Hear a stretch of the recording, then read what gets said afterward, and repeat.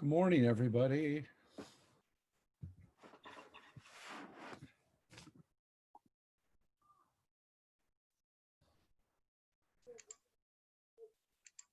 Hello. Hi, good morning. Good morning. Good morning. We have we've got we got a really busy few days coming up. This is it's great to see everybody here already. And we have a few people who haven't been here in a while.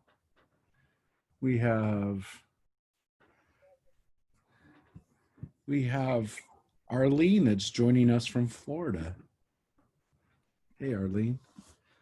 And we have some of our B'nai Mitzvah group that is going to be celebrating this weekend. So we have a really, really cool, very special event to look forward to this weekend. So our adult B'nai Mitzvah are celebrating. They're going to be reading from the Torah. And yeah, it's a busy weekend, but we're glad that we ended up being able to do that. We weren't sure a few weeks ago whether we'd be able to have the service, but we will, and we're going to have a limited amount of people, in the room. Much the B'nai Mitzvah people and a few of their close family, but it's the first thing we're going to have been doing, that we'll be doing live in months. Literally since Purim. So it is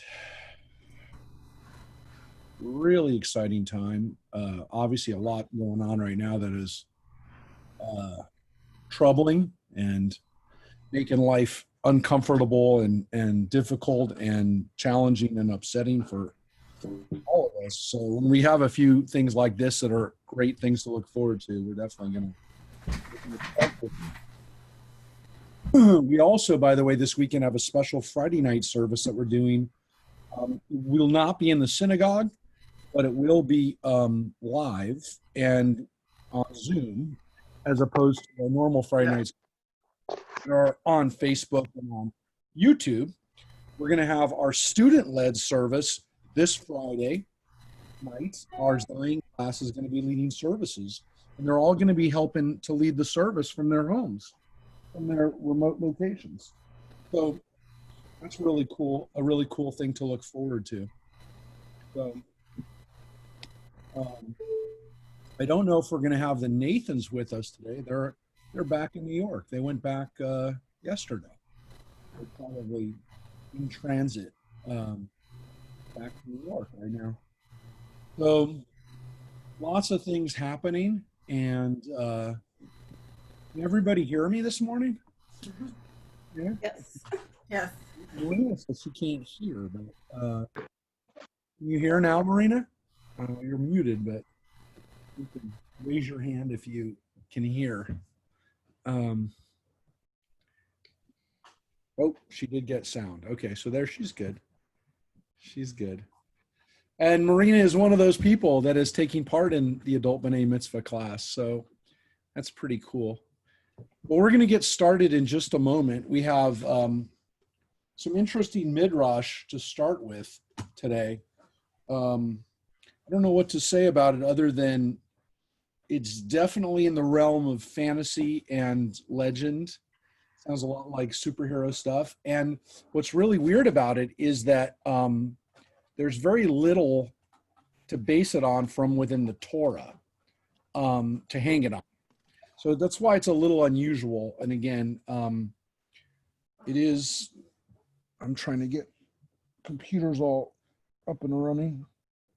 It is a little unusual. Of all the things that we have, some of them are really unusual, but this one is definitely on the unusual side. Oh, we'll let this last group of our friends come on in. Good morning, everybody. So it is seems like one thing after another, but just to kind of bring everybody up to speed. And again, Arlene, can you hear us there in Florida? Are you there? She's having sound challenges. The IT department is on it. All right. Well, anyways, I thought it was cool that we have her with us today. And She loves your class. Yeah, it's cool that we have when we have people from other states joining us. It again reminds us there are occasionally benefits to doing this the way we're doing it. People have asked, when are we going to go back into a kind of a classroom setting? We will soon, I think, maybe in a few weeks, but obviously we're all going to feel a lot better when, well, a lot of reasons we could feel better in the future we're not feeling great about now. But I do want to say that we will only go back into the synagogue when we know that from a technical standpoint, we can include everybody who's joining us online. And we've made this commitment that we will start doing more when we start doing more in a, I don't know if you want to say the traditional way, In person. in person, what we used to.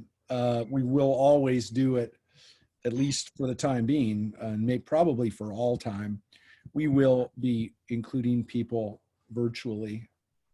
And again, we never did it before. A lot of synagogues, had been experimenting with it, have done stuff before. We kind of had held back, even though I like technology. I don't like always what technology does to community, and specifically to kind of religious or spiritual communities. Not my favorite. And so, this is obviously out of necessity now. We are doing what we got to do, but I think at least again until we have vaccines and people feeling a whole lot better about going outside, there's no question we have to rely on it, and in some cases at least supplement by it. So we're talking about it. We had a board meeting on Sunday to talk about what high holidays will look like, probably, and there's nothing been locked in. We haven't made any commitments to anything. We're definitely talking about it now because we have to. It's going to be here before we know it. So anyways, we're going to get going, and we're going to start up in a second. Rosemary, how are you doing as a grandma? Oh, I'm doing great. I'm making plans to go up and see them next week and help out. Are you gonna fly up there? No, unfortunately, my airplane has been sitting with its engine out for months. They got the engine back, but they haven't put it back in. They got other priorities. They're short-staffed. So I'm going to drive, and I'm going to stay with them, and we're all going to get tested first, and we'll just have a little pod for a week. Yeah, well, that's very exciting, and also again memorable. It'll be part of Yes. of legend. Pippin's story. Baby's doing fine, by the way. Excellent. And And definitely, any new pictures? Any new pictures? We've been doing FaceTime, and nobody can remember how to make it record. So I do have a couple of pictures. I'll send them to you. yeah, we posted one like right after, but those are definitely good things to be thinking about and looking forward to. So, Rosemary, did you want to be our reader today? I'm going to pop up the text just to remind everybody what we did last time. We were reading about Dinah, and the Midrash did not give us a whole lot about the specifics about the rape of Dinah, as it's called.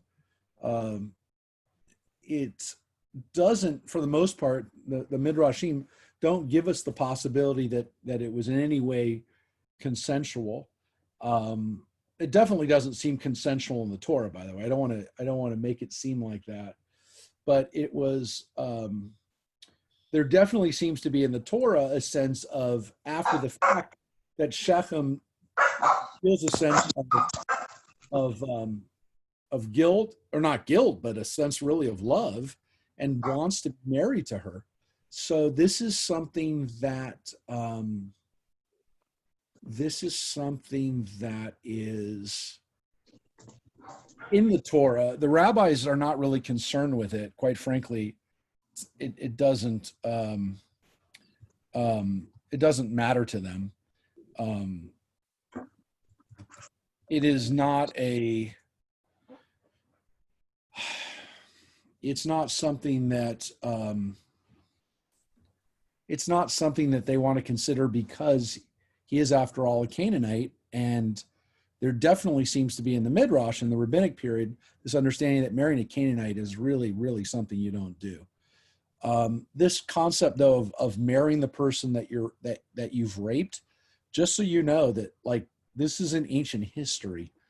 One of our great populist demagogues of our current lifetime, our situation is Erdogan in Turkey, and just this last year he's tried to pass legislation that would encourage people who've raped a woman to marry them, which they think could affect about 3,000 women a year in Turkey. That that they would have those people protected, whatever in their minds is the justification, again, for marrying somebody that you've raped. They consider that in Turkey, or some people in Turkey would consider that women's rights. Just so you understand, this used to be the law in Turkey. Then, of course, Turkey became very secular, and now under Erdogan, it's going backwards. So this is today. This is in 2020. So 50 years ago, Turkey had this kind of law, and they gave it up, and now going back to it. So it's disappointing and upsetting, and not ancient history. So today we're going to read the aftermath of this, which is that after the rape, Shimon and Levi make, or the sons of Jacob make the people of Shechem circumcise themselves, which then allows Shimon and Levi, two people, to go in and kill all the males while they're recovering from their circumcision. So it's a very dramatic, violent, upsetting, troubling story. We're now going to get the midrash of what happens after that, because what the Torah says, the Torah's line is that Jacob is upset by this, that Jacob is concerned not so much about the lot of dead people, but that this is going to make his life in Canaan now very problematic for the rest of the Canaanites. Actually, let's just take a quick gander at the actual text so you can see what the issue is. I will tell you the Midrash is, and we're going to read it a little bit faster than maybe we've read some other Midrashim in the past, because quite frankly, the Midrash is a, I don't even think of necessarily very well written, what's the word they call? It's revenge Porn? not really revenge porn, but it's definitely what Quentin Tarantino does really, really well. So Revenge porn. Mhm. Revenge narrative. yes, they call it that, but again, it is the ultimate Inglourious Bastards, Django Unchained, and now Once Upon a Time in Hollywood. Like, what would happen if we could, what if we could have revenge on the Manson family? Oh, I shouldn't say anything. It's if you haven't seen it. So let's just take a quick look just at what the Torah actually said, though. So here's what happens. Excuse me. Let me share this up real quick so you can look at the Torah. And I just want you to be able to See this? So this is the Torah. So it says, this is again chapter 34. All who went out of the gate of his town heeded Hamor and his son Shechem. Shechem was the name of the prince and the name of the town. And they were all circumcised. On the third day when they were in pain, Shimon and Levi, two of Jacob's sons, brothers of Dinah, took each his sword and came upon the city unmolested and slew all the males. They put Hamor and his son Shechem to the sword. This is like, I think, almost the ultimate Game of Thrones scene. Took Dinah out of Shechem's house and went away. The other sons of Jacob came upon the slain and plundered the town because their sister had been defiled. They seized the flocks, the herds, the asses, and all that was inside the town and outside. All their wealth, all the children and their wives, all that was in their houses, they took as captive and booty. And what does Jacob do? Jacob said to Shimon and Levi, "You have brought trouble on me, making me odious among the inhabitants of the land. The Canaanites, the Perizzites, my men are few in number. So if they unite against me and attack me, I and my house will be destroyed." That was Jacob's response. And then their last line, and they get the last word, but they answered, "Should our sister be treated like a whore?" Not an easy scene to read. The whole chapter from the beginning to end. It's not as we say, this is not a happy ending. This is not a Disney story. And this is why the Bible is not a book for children. I don't know how there's some stories that you can adapt and you can edit and you can sweeten for the young reader. This doesn't get sweetened. There's no, childhood version of this story.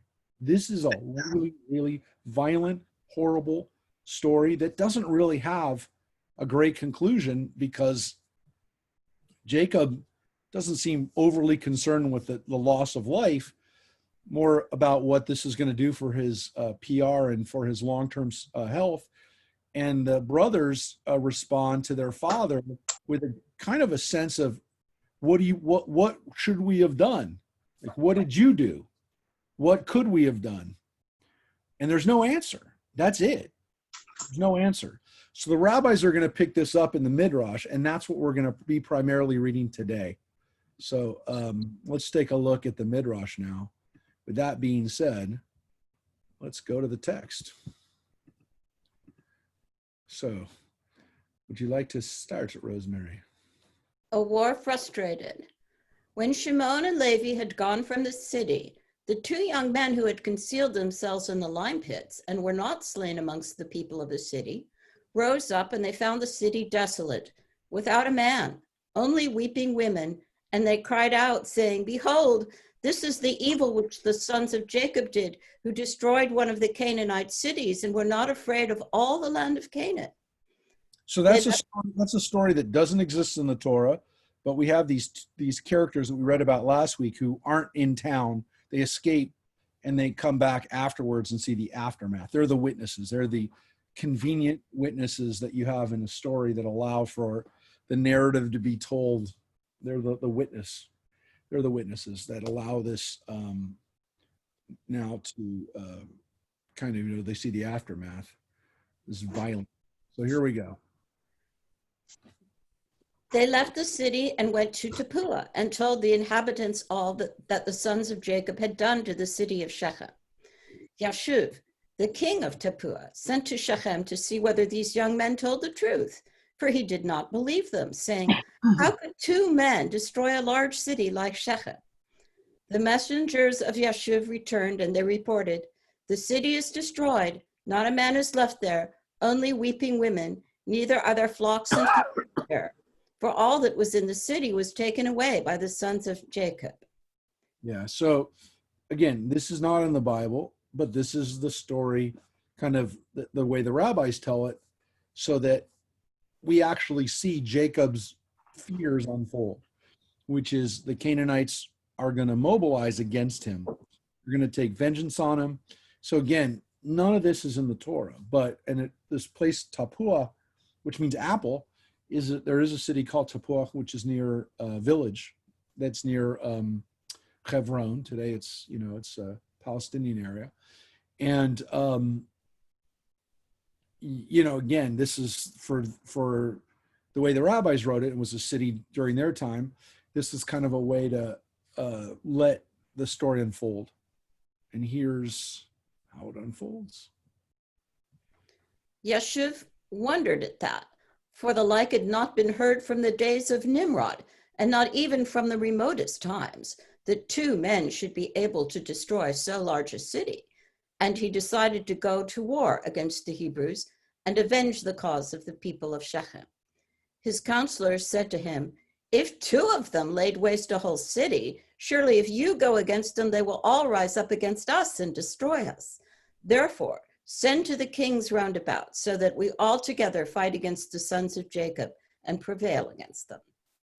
The 7 kings of the Amorites, when they heard the evil that the sons of Jacob had done to the city of Shechem, assembled together with all their armies, 10,000 men with drawn swords, and they came to fight against the sons of Jacob. And Jacob was greatly afraid, and he said to Shimon and Levi, "Why have you brought such evil upon me? I was at rest, and you provoked the inhabitants of the land against me by your acts." Then Judah spoke to his father. "Was it for nothing that Shimon and Levi killed the inhabitants of Shechem? Verily, it was because Shechem dishonored our sister and transgressed the command of our God to Noah and his children, and not one of the inhabitants of the city interfered in the matter. Now why are you afraid, and why are you displeased at my brethren? Surely our God, who delivered the city of Shechem and its people into their hand, he will also deliver into our hands all the Canaanitish kings who are coming against us. Now cast away your fears and pray to God to assist us and deliver us." So you can you can see that there's this issue, which is that two people kill the whole city. So the Canaanites are a little fearful now of Jacob and his family, but again, what's happening back at home with Jacob and his family is they're panicked, and they're thinking that this is going to be good. Well, again, Jacob is the one who is kind of fearful, whereas the sons are about to, again, step up and show their toughness, if you will. Judah then addressed his brethren, saying, "The Lord our God is with us. Fear nothing then. Stand forth, each man girt with his weapons of war, his bow and his sword, and we will go and fight against the uncircumcised. The Lord is our God. He will save us." Jacob, his 11 sons, and 100 servants belonging to Isaac, who had come to their assistance, marched forward to meet the Amorites, a people exceedingly numerous, like to the sand upon the seashore. The sons of Jacob sent to their grandfather Isaac at Hebron, requesting him to pray to the Lord to protect them from the hand of the Canaanites. And he prayed as follows: "O Lord God, you did promise my father, saying, I will multiply your seed as the stars of heaven. And also you did promise me that you would establish your word to my father. Now, O Lord, God of the whole world, pervert, I pray you, the counsel of these kings, that they may not fight against my sons, and impress the hearts of their kings and their people with the terror of my sons, and bring down their pride, that they turn away from my sons.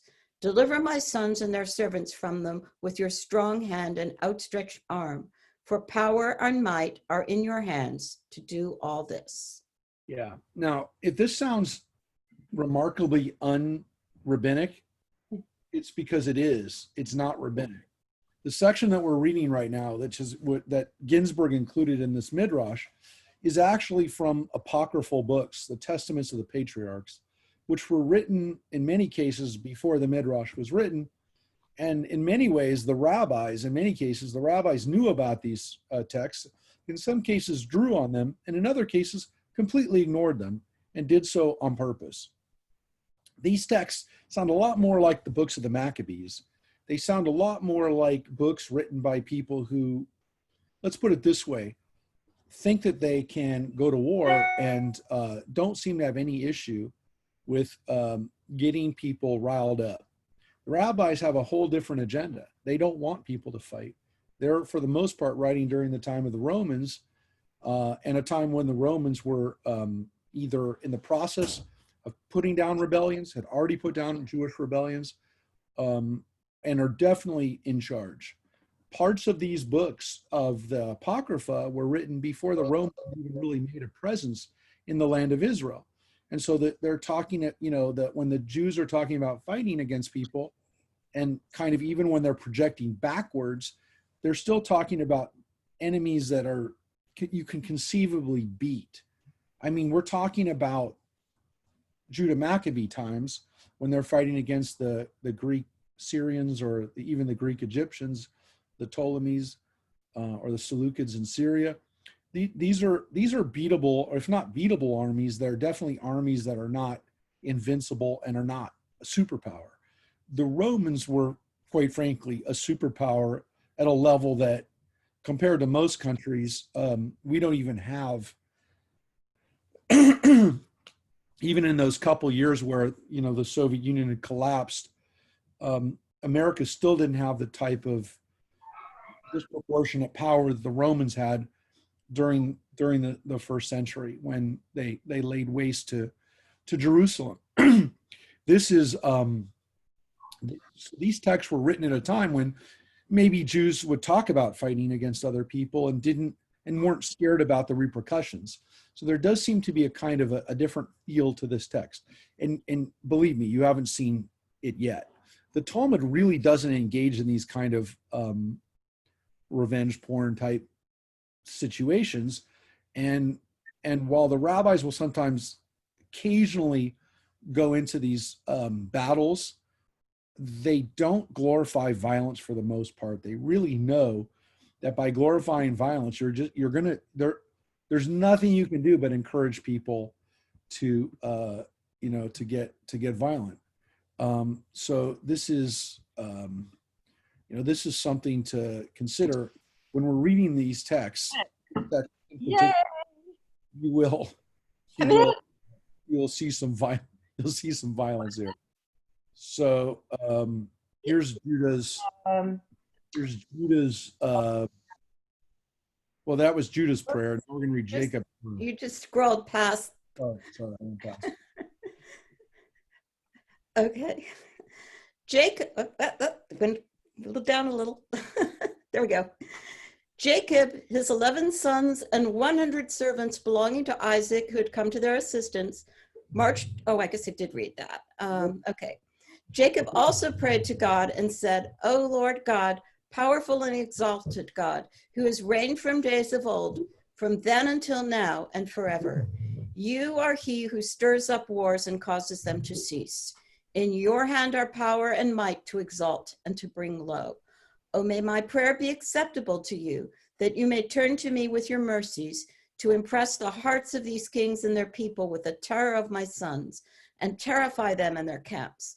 And with your great kindness, deliver all those that trust in you, for you are he who subdues the people under us and the nations under our feet." Yeah. So again, that seems a little bit more warlike than the rabbis themselves usually write things. And so again, it's a different kind of text, a different kind of feeling. So those are these are the prayers. Isaac made a prayer, Jacob made a prayer, and let's keep going. God heard the prayers of Isaac and Jacob, and he filled the hearts of all the advisors of the Canaanite kings with great fear and terror. And when the kings, who were undecided whether to undertake a campaign against the sons of Jacob, consulted them, they said, "Are you silly? Or is there no understanding in you that you propose to fight with the Hebrews? Why do you take delight in your own destruction this day? Behold, 2 of them came to the city of Shechem without fear or terror, and they put all the inhabitants of the city to the sword. No man stood up against them, And how will you be able to fight with them all? Yeah. So then again, this is this issue. You've got 2 against 1 city. What happens when you 100 plus? This is going to be a problem. So that's one possibility. Here we go.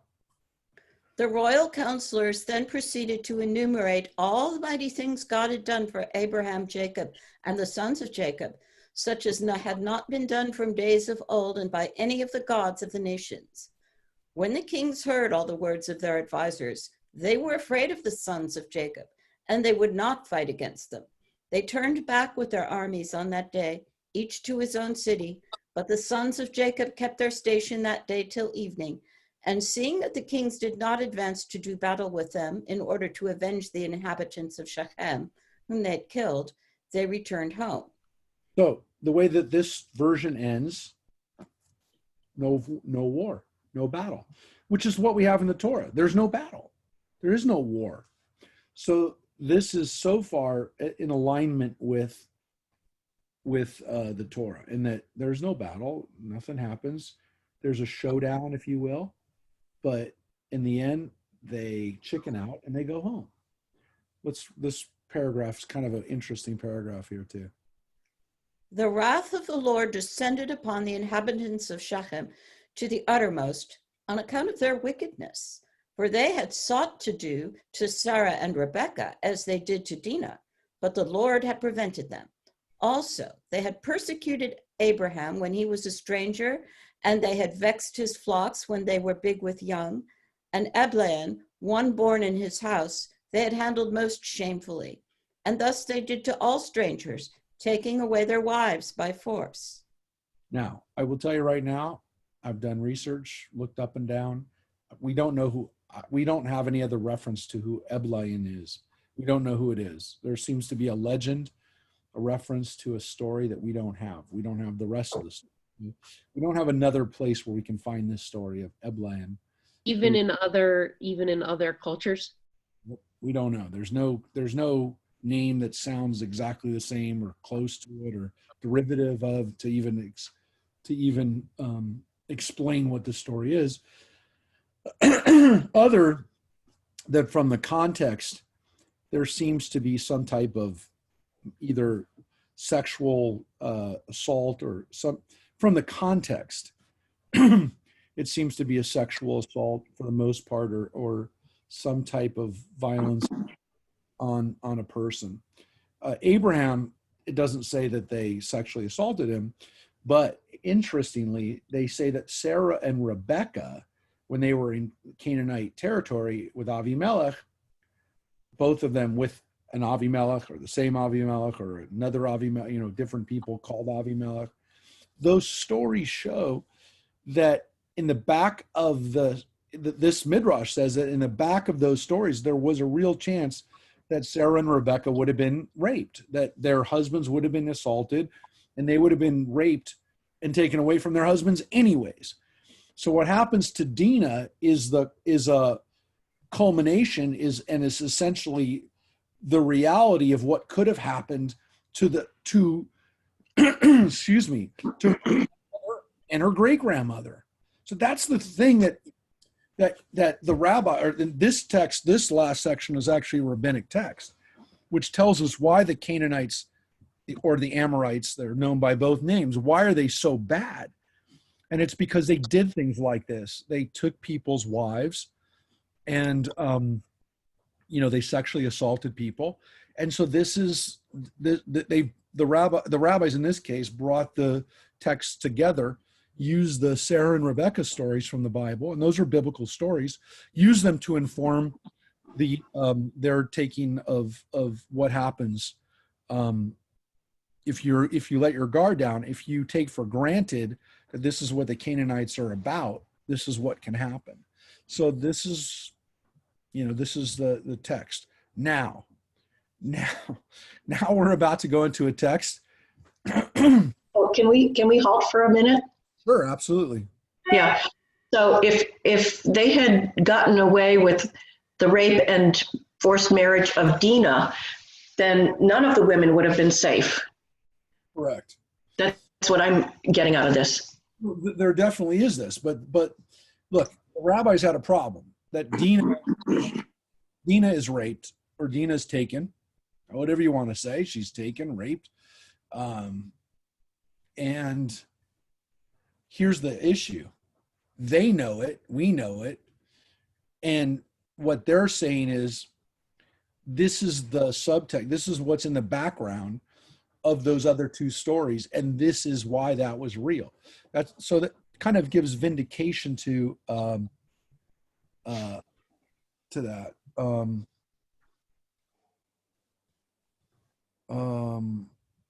only saying that it just makes it real.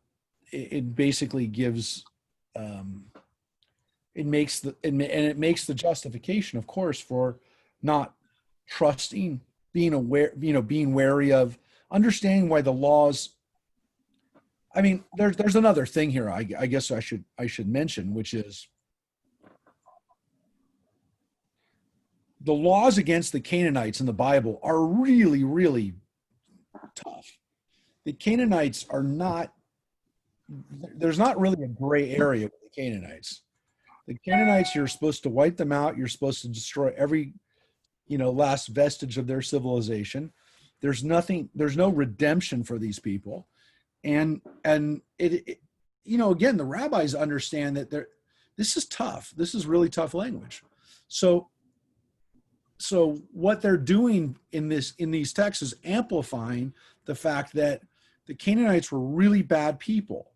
And yes, Dinah got the brunt of it. She actually was a victim, but they would have done it other times. This wasn't a one-off situation. This was always in the background when the Canaanites were there. So the Torah does tell us the Canaanites are bad, but the rabbis go another step into kind of explaining why the war against them it's a genocidal war. So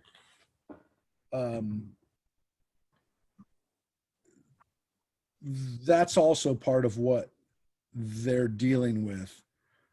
I also want to point out that the rabbis are also, I already said, for the most part, many of them are dealing with a time when Jews are no longer able to be powerful. They've gone from a time of having limited power to having no power, to having no army. So any discussion about Jews fighting was theoretical, hypothetical at the time. It wasn't real. There was a time when before that, during the Maccabean period, where the Jews had an army. They don't have an army by the rabbinic period. And so to some extent, that is part of what informs their writing the way they are. Let's step back now. This is now back to the Apocrypha, and we're going to read a story that just doesn't exist in the Torah, but this is part of the fantasy. This is what I said is really the fantasy, revenge fantasy that we have. Here we go. The war with the Ninevites. The destruction of Shechem by Shimon and Levi terrified the heathen all around. If two sons of Jacob had succeeded in ruining a great city like Shechem, they argued, what would Jacob and all his sons accomplish acting together? Jacob, meanwhile, left Shechem, hindered by none, and with all his possessions, he set out to betake himself to his father Isaac. But after an 8 days' march, he encountered a powerful army which had been dispatched from Nineveh to levied upon the whole world and subjugate it. On coming in the vicinity of Shechem, this army heard to what the city had been exposed at the hands of the sons of Jacob, and fury seized the men, and they resolved to make war upon Jacob. Okay, so let's just explain. The Ninevites are Assyria, not Canaanites. This was Assyria, the first great empire of the world, in the sense that these are the first people that ever actually are imperialists, that literally say, let's just conquer areas and make them parts of our empire. So that's what happens here. Now, why they're getting involved in this? The Assyrians, by the way, are Semitic people according to the Torah and the genealogies, and to some extent to the people who wrote this text. The Ninevites represent something bigger than and something different than the Canaanites, in the sense that they're a real threat. And we're not really sure whether the Ninevites here are maybe Ninevites, really? Are they Assyrians, or are they Greeks, or are they other imperial type peoples who get involved, you know, in a sense, as powerful manipulators of the scene here. So now in this story, the Ninevites insert themselves into the story, and they're on a mission to conquer the world. They've come to just exact tribute from the Canaanites and from, you know, the area, and now they're going to get involved in putting down Jacob and his family. And this is a real threat, because this is not a little nation state, a city state. I mean, this is an actual empire. So let's see what happens in this story. And again, this is apocrypha. This is not from the rabbinic Midrash per se. Here we go. You can tell, right? But Jacob said to his sons, "Fear not, God will be your helper, and he will fight for you against your enemies. Only you must put away from you the strange gods in your possession, and you must purify yourselves and wash your garments clean." Girt with his sword, Jacob advanced against the enemy, and in the first onslaught, he slew 12,000 of the weak in the army. Then Judah spoke to him and said, "Father, you are tired and exhausted. Let me fight the enemy alone." And Jacob replied, saying, "Judah, my son, I know your strength and your bravery, that they are exceeding great, so that none in the world is like to you therein." His countenance like a lion's, and inflamed with wrath, Judah attacked the army and slew 12 myriads of tried and famous warriors. The myriads is like 10,000. Right. The battle raged hot in front and in the rear, and Levi, his brother, hastened to his aid, and together they won a victory over the Ninevites. Judah alone slew 5,000 more soldiers, and Levi dealt blows right and left with such vigor that the men of the enemy's army fell like grain under the scythe of the reaper. Yeah. I don't know what else to say other than this is the This absolute. sounds like Maccabean propaganda is what it sounds like. Definitely is from that period, and it is not a coincidence that the guy's name is Judah. Mm-hmm. It's also, it's the kind of stuff that you can put out there when you have an army, when you're encouraging people to fight. And it's almost the exact opposite, again, of what the rabbis try to do, which is not, again, you're getting people all hopped up on this stuff, and then they're going to go out and fight. And for whatever. The rabbi said, we've seen now after 100 years, we can't defeat the Romans militarily. We've got to survive. We've got to figure out a way to win spiritually and internally, rather than do it militarily. This was not written by people with that type of mentality. This was written by people who are like, let's go kill people. And again, this is like the ultimate, 300, what's his name? Miller, these kind of crazy, bloody, violent battles that, are cartoonish. But there was a consequence to it. I mean, you don't get people into this kind of mode unless you are at least going to allow them to fight. So let's continue. Alarmed about their fate, the people of Nineveh said, "How long shall we fight with these devils? Let us return to our land, lest they exterminate us root and branch without leaving a remnant." But their king desired to restrain them, and he said, "Oh, you heroes, you men of might and valor, have you lost your senses that you ask to return to your land? Is this your bravery? After you have subdued many kingdoms and countries, you are not able to hold out against 12 men? If the nations and the kings whom we have made tributary to ourselves hear of this, they will rise up against us as a man and make a laughingstock of us and do with us according to their desire. Take courage, you men of the great city of Nineveh, that your honor and your name be exalted, and you become not a mockery in the mouths of your enemies."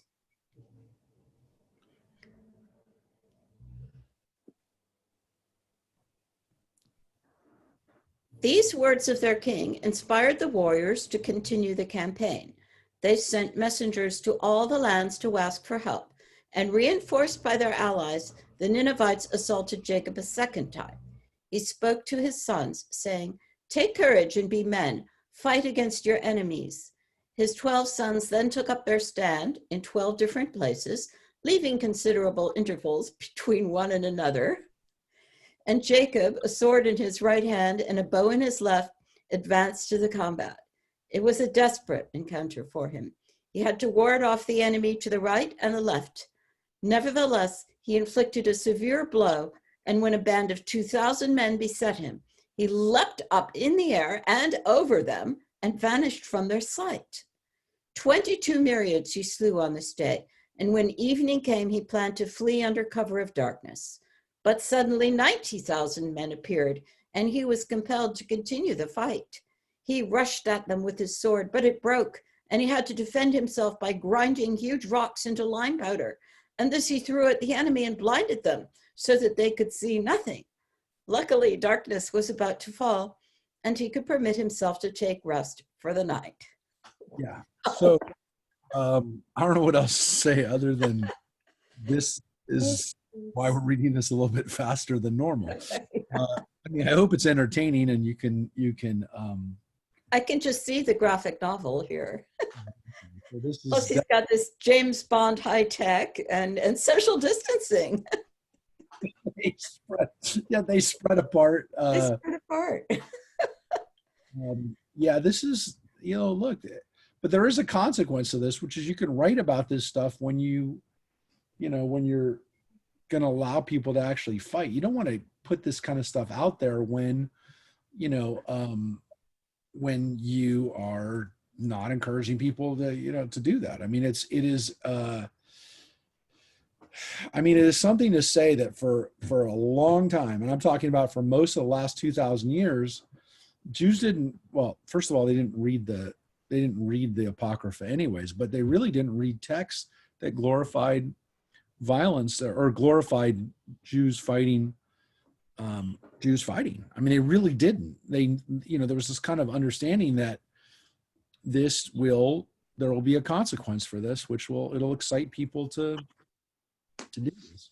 Yeah, there's definitely a Frank Miller aspect of the graphic novel. Anyways, so again, Judah is considered, by a law. So needless to say, he's somebody who can fight and he can attack, and it's kind of his sign is a lion. So needless to say, that is something that they're going to pick up on. We already have a little bit. Here you get some more. In the morning, Judah said to Jacob, "Father, you fought the whole of yesterday, and you are weary and exhausted. Let me fight this day."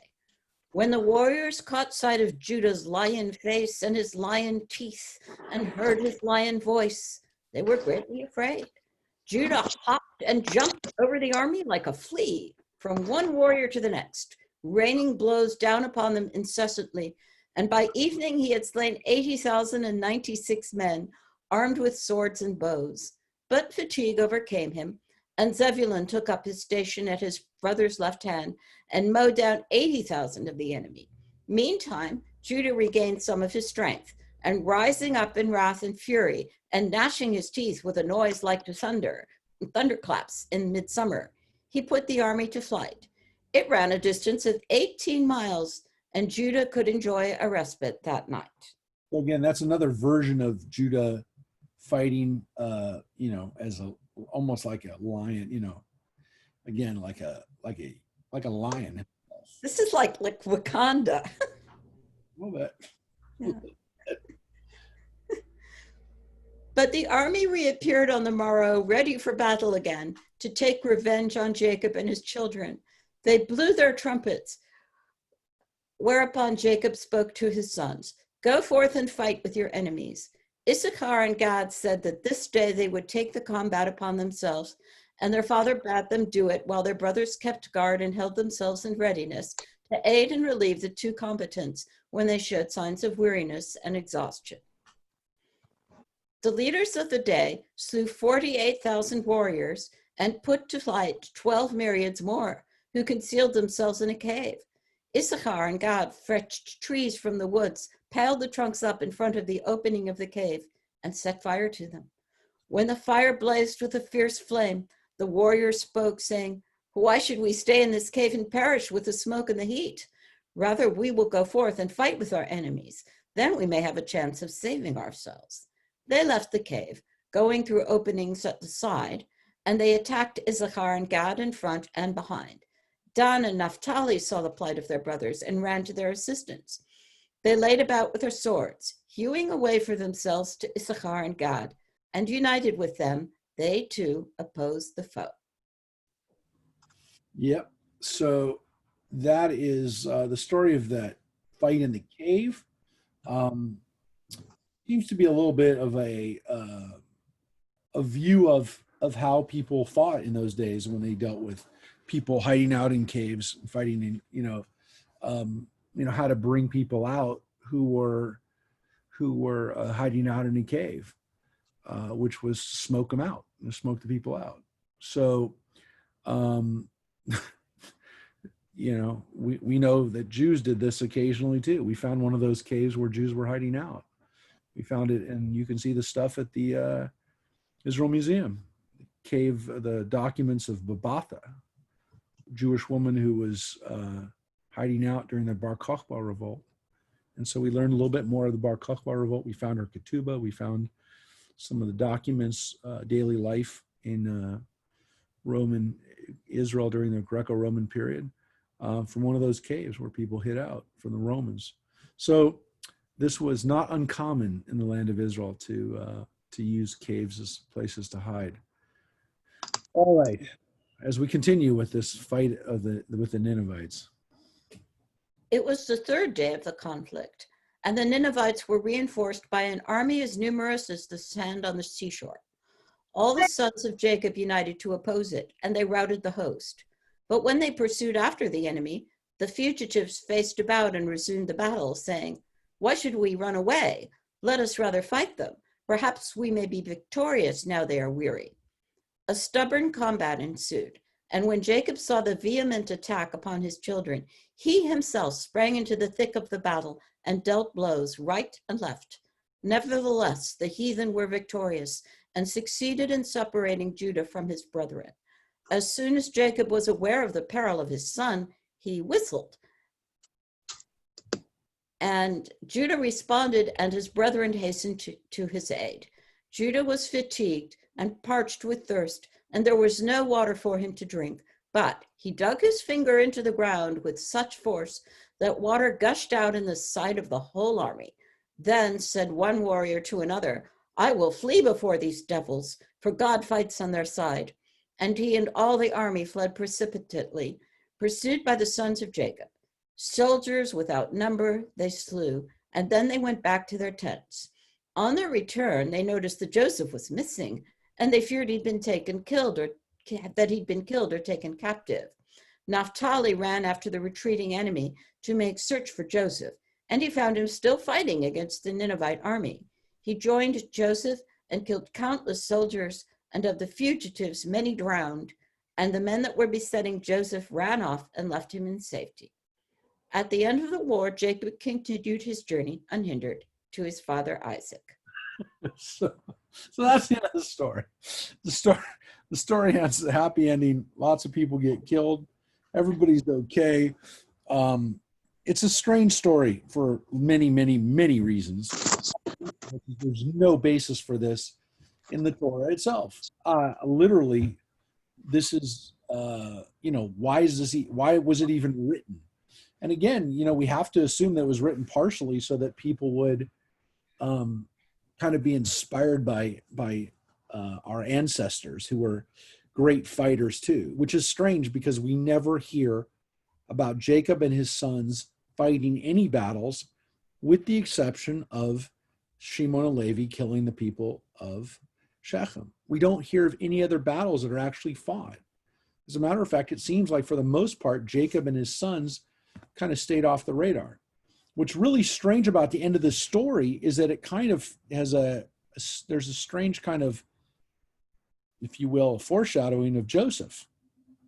In this case, Joseph, who would have been, about, at the most, a teenager at this time, he's killing these people, and they don't even know that he's out there killing people, but they think he's been kept. They think something's happened to him. He's been taken hostage or he's been killed. And of course, they're going to do that to him. His brothers end up doing this same thing to him, almost killing him, but instead allowing him to be taken hostage. So there's kind of an interesting, kind of foreshadow to this, which is that at least at this stage, the brothers are protective of Joseph, and they don't want anything to happen to him. So that's an interesting little piece of this story. Is actually this version of a story we have is one that kind of gives us Joseph being a lot tougher than we usually get him depicted. Because Joseph, at least in the mind of a lot of the Midrash that we're going to see coming up, is a bit of a feminine individual.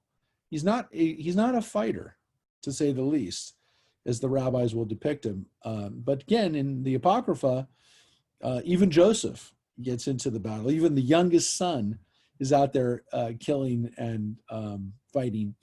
So again, it's much different than the rabbinic version of Joseph, and it's much different than, again, the story that we have in the Torah, which doesn't give us any of these kinds of ideas that Joseph and his brothers, Jacob's sons, are doing any kind of fighting at all.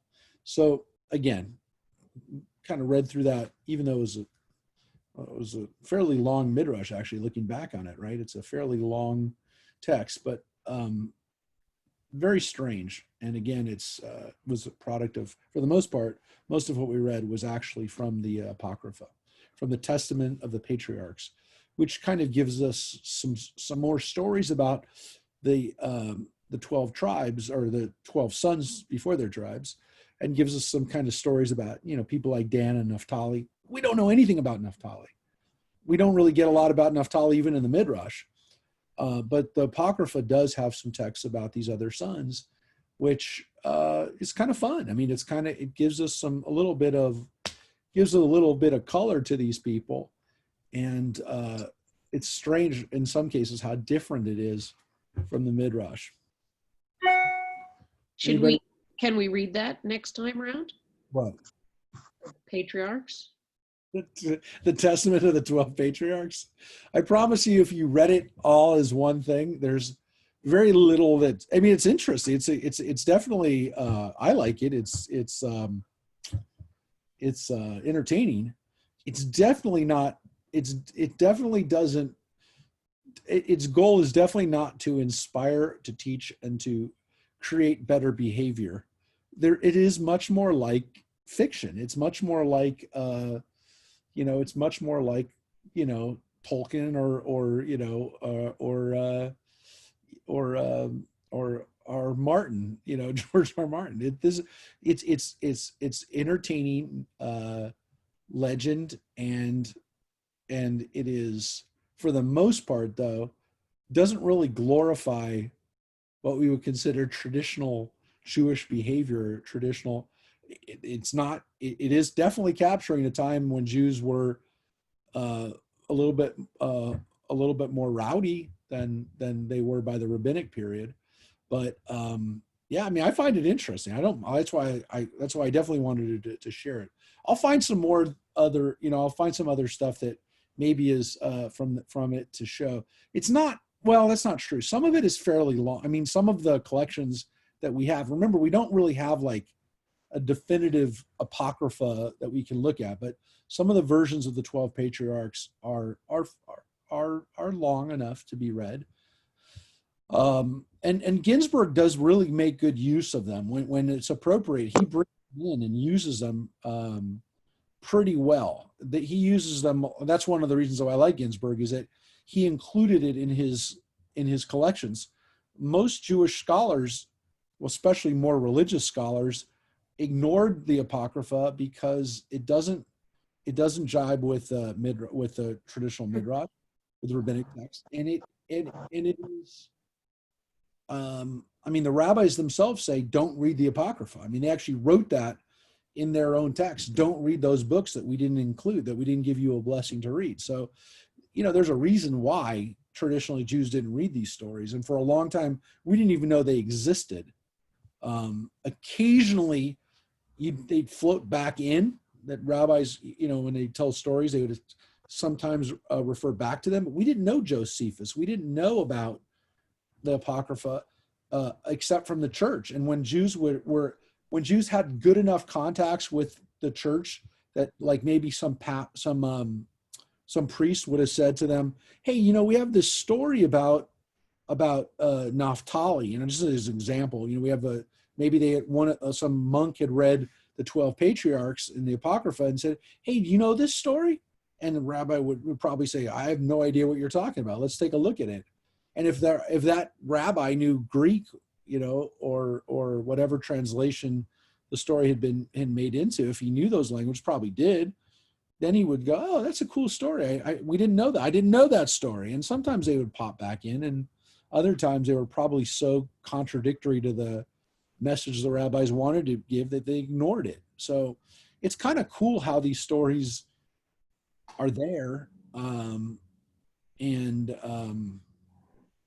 glad they're there, but they also, to some extent, have not informed our consciousness the way so many other stories have.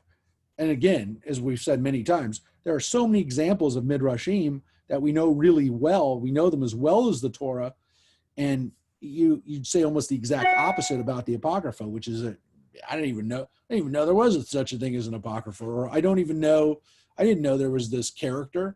Again, some of the characters we don't even know who they're talking about because we don't have the full text. We don't have another text that they had that we don't have, that didn't get passed to us. Like this Ablian guy, I'd love to know. I want to know who that guy is. And now I don't, because the text disappeared probably 2,000 years ago, this other text. So yeah, it's frustrating. It's frustrating that we don't have all these texts, but yeah, it definitely is important to read it, I think. So now we're going to have another version. We're going to have another version of these stories, of these war stories. This is another Apocrypha text.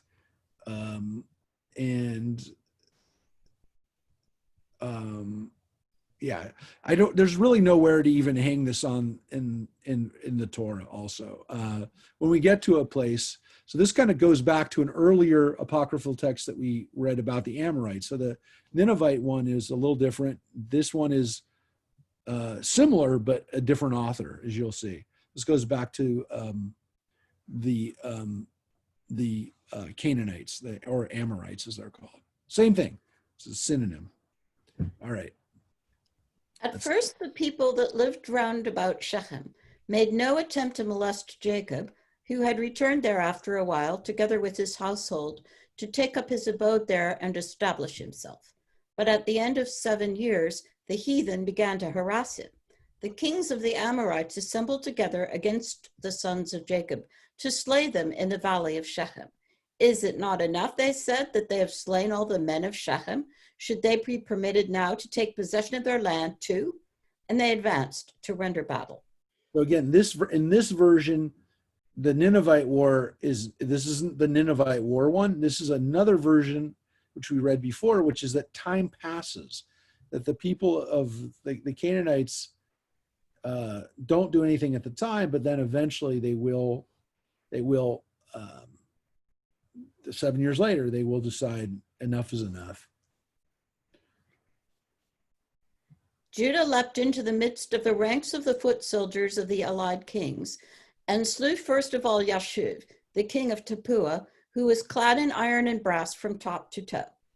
The king was mounted, and from his horse he cast his spears downward with both hands in front of him and in back, without ever missing his aim, for he was a mighty warrior, and he could throw javelins with one hand or the other.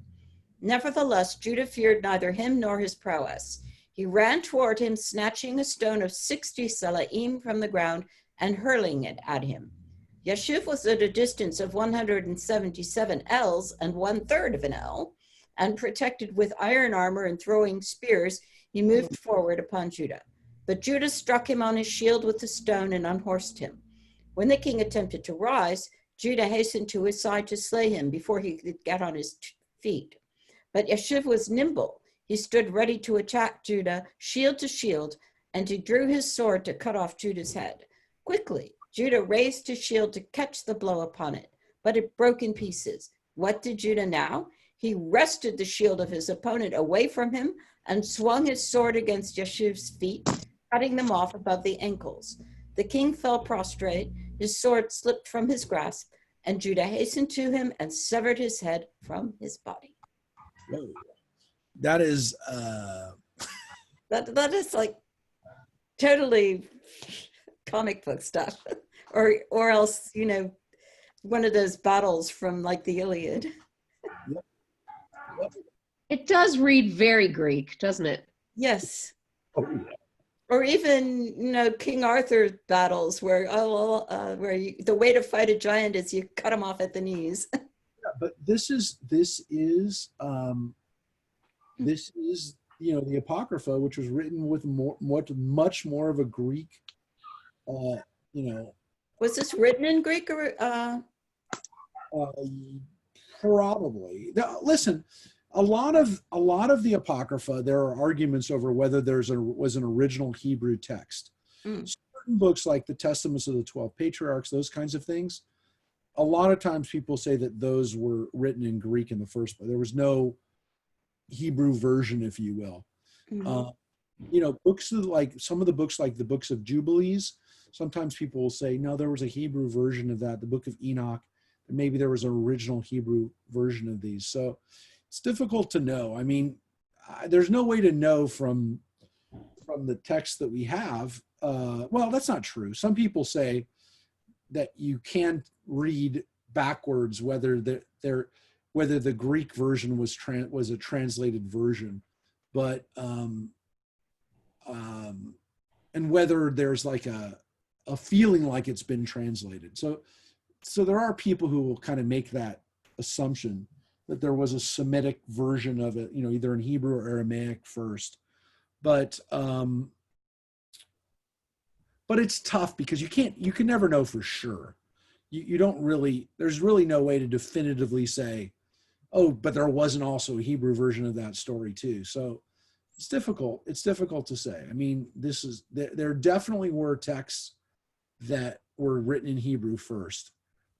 Were they the majority of Apocrypha? Probably not. Probably a good chunk of it was actually written in Greek in the first place. There never was a Hebrew version of some of these stories. But again, we won't know for sure unless we find a Hebrew version, that's from 200, 300 BCE, which I don't think we will. Again, I honestly do think a lot of them were written in Greek in the first place. I really do. I don't think, it's like this. Nobody would say, this is just a modern example. When Leon Uris wrote the book Exodus about the modern nation of Israel, like somebody who might read it 2,000 years from now would say, oh, was that written in Hebrew originally and then he did an English version of it? And it would say, well, look, the guy was an American author who was inspired by war books and things that were written during World War II. And it definitely influenced his style of writing. And no, there wasn't a Hebrew version of this, even though it took place in Israel and the characters are for the most part Israelis, it wasn't written in Hebrew. So it might be the case that people, wrote books in their native languages who were Jewish and just didn't, they didn't write them in Hebrew. I think until recently, and probably the last 50 years, it was harder for us to wrap our heads around that. But I think today, knowing that there are versions, that there are examples of this, we don't have an issue with it. We don't have, we can imagine that somebody wrote a really neat story that was all set in a place that everybody spoke Hebrew, or most people spoke Hebrew, and they weren't Hebrew. They didn't write in Hebrew themselves. They didn't speak Hebrew themselves. So it is possible. I think it is. So, and again, I think the language, I hate using that as an example. It's really hard to know whether something was based on an original of a different language, but there is that feeling that that some people will use as a educated guess on whether something was an original language or a translation. All right, so these definitely do feel Greek, especially all the obsession with armor and swords and stuff. Tactics and Yeah, this was definitely not typical Jewish stuff. while Judah was removing the armor of his slain adversary, 9 of Yeshuv's followers appeared. Judah slung the stone against the head of the first of them that approached him with such force that he dropped his shield, which Judah snatched from the ground and used to defend himself against his 8 assailants. His brother Levi came and stood next to him and shot off an arrow that killed Elon, king of Gaash, and then Judah killed the 8 men. And his father Jacob came and killed Zerori, king of Shiloh. None of the heathen could prevail against these sons of Jacob. They had not the courage to stand up for them, but took to flight. And the sons of Jacob pursued after them, and each slew 1,000 men of the Amorites on that day before the going down of the sun. Yeah, so And at one point it seems kind of like a little bit more realistic than the previous stories, which are, they're killing 20,000, 200,000 people. So at first it seems like, oh, the guy killed 7, 8 men. That seems fantastic. It's amazing, but I guess it's possible. Then we get in each one killed 1,000 people. So it still goes, off into kind of a fantasy, if you will. Yeah. And the other sons of Jacob set forth from the hill of Shechem, where they had taken up their stand, and they also pursued after them as far as Hazor. Before the city, they had taken another severe encounter with the enemy, more severe than that in the valley of Shechem. Jacob let his arrows fly and slew Parathon, king of Hazor, and then Pasusi, king of Sartan, Lavan, king of Aram, and Shavir, king of Mahanaim. Judah was the first to mount the walls of Hazor. As he approached the top, 4 warriors attacked him, but he slew them without stopping in his ascent, and before his brother Naphtali could bring him succor. Naphtali followed him, and the 2 stood upon the wall, Judah to the right and Naphtali to the left, and thence they dealt out death to the warriors. The other sons of Jacob followed their 2 brothers in turn and made an end of exterminating the heathen host on that day. They subjugated Hazor, slew the warriors thereof, let no man escape with his life, and despoiled the city of all therein. Yeah, so these battles are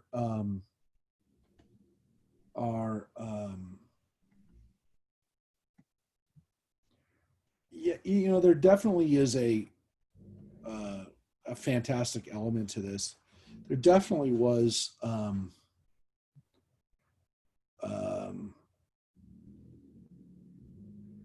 well, these numbers don't seem possible. I mean, obviously, it was weird because, as a kid, I didn't read these stories, but, I read the stories of the modern nation of Israel. And there were stories like, in the 6-Day War where the numbers do seem remarkably fantastic and almost unbelievable, but yet they're verifiable. And so sometimes you wonder, like, how can these kinds of crazy, asymmetrical numbers exist? But it really did happen in a way. During these are real numbers. This is the real story of the 6-Day War. In the 6-Day War, about 800, 900, almost 900 Israeli soldiers were killed. Only, by the way, about 20 civilians during the 6-Day War. But Egypt had between 10,000 and 15,000 killed or missing, 4,800 captured. Jordan had 700 killed and 533 captured. Syria had 2,500 killed, 591 captured. Iraq, which decided to declare war against Israel too during that time, had 10 killed and 30 wounded. 15 Israelis were captured during the 6-Day War. 15. And in Egypt alone, 4,300 were captured. I mean, the numbers don't seem possible, but they're verifiable. I mean, that's the thing that was so strange, is that you can understand why Israelis during the 6-Day War literally felt like they were moving into a biblical or apocryphal time, because these numbers don't seem real. It almost doesn't make sense. I mean, and I look at them even today, just now, it's not like I memorized those. I'm looking at it right now, you almost don't believe it. I'm just telling you, there is something really strange about it. That again, it was followed 6 years later by a war that Israel almost lost, and was definitely kind of felt the other on the, even though it was not numerically a disaster like this for them, but it was definitely a disheartening and an existential crisis during the Yom Kippur War. But again, those kind of numbers they're frighteningly disproportionate, and again, almost miraculous or fantastic, the numbers in the 6-Day War. So again, I don't know, as a kid, I read those numbers, and you didn't need apocrypha. I mean, the books, the pictures, were enough to, I mean, they were real. So again, something we think about in our own day, how this kind of plays out, the way the narrative reverberates into our own days. So here we go. Judah was the first to mount the walls of Hazor. As he approached the top, 4 warriors attacked him, but he slew them without stopping in his ascent. And before his brother Naphtali could bring him succor, Naphtali followed him, and the 2 stood upon the wall. Judah to the right. Oh, I guess I read that. On the day following, they went to Sartan, and again a bloody battle took place. Sartan was situated upon high land, and the hill before the city was likewise very high, so that none could come near to it, and also none could come near to the citadel, because the wall thereof was high. Nevertheless, they made themselves masters of the city. They scaled the walls of the citadel, Judah on the east side being the first to ascend, then Gad on the west side, Shimon and Levi on the north, and Reuben and Dan on the south. And Naphtali and Issachar set fire to the hinges upon which the gates of the city were hung. In the same way, the sons of Jacob subdued 5 other cities, Tappuah, Arbel, Shiloh, Mahanaim, and Gash, making an end of them all in 5 days. On the 6th day, all the Amorites assembled, and they came to Jacob and his sons unarmed, bowed down before them, and sued for peace. And the sons of Jacob made peace with the heathen, who ceded Timnah to them, and all the lands of Harariah. In that day also, Jacob concluded peace with them, and they made restitution to the sons of Jacob for all the cattle they had taken, 2 head for 1, and they restored all the spoil they had carried off. And Jacob turned to go to Timnah, and Judah went to Arbel, and thenceforth the Amorites troubled them no more. Yeah, again, no version of this in the Torah. These battles don't take place, and they were of no interest, these legends, to the rabbis themselves. But this was, this allowed for there to be some kind of, at least in the Apocrypha, some type of legend that would make people feel that they could go to war against their enemies, especially people that they felt were kind of behaving like the Canaanites in their history. But now we're going to go back to the Torah, and well, I should say we're going back to things that are in the Torah, not exactly the whole story, because of course the Midrash's job is to tell us the stuff that we don't see in the Torah, that we can't, it's not obvious for us, or again, that allows the gaps that allow for the rabbis to teach. So we are going to read a different section right now. I want to take you back to the Torah for just a quick moment so that you can see what we're about to read, because let's look at what the Torah is actually dealing with right now. So this is I don't want to look there, by the way, because that'll take us down a whole, here we go.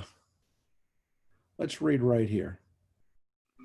So after the next words after the battle is, God said to Jacob, arise and go to Bethel and remain there and build an altar to God who appeared to you when you were fleeing from your brother Rachel.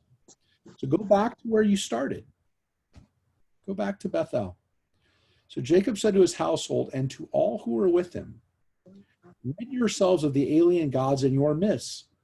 Purify yourselves and change your clothes. Go to Bethel and build an altar there to God. Now, what's strange about that, of course, and the rabbis are going to talk about this, why are these people walking around with gods?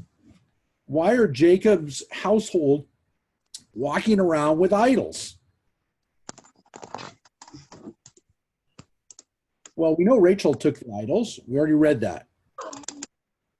So the possibility or the probability that there were other idols is high, because Rachel took some, so there's at least those ones.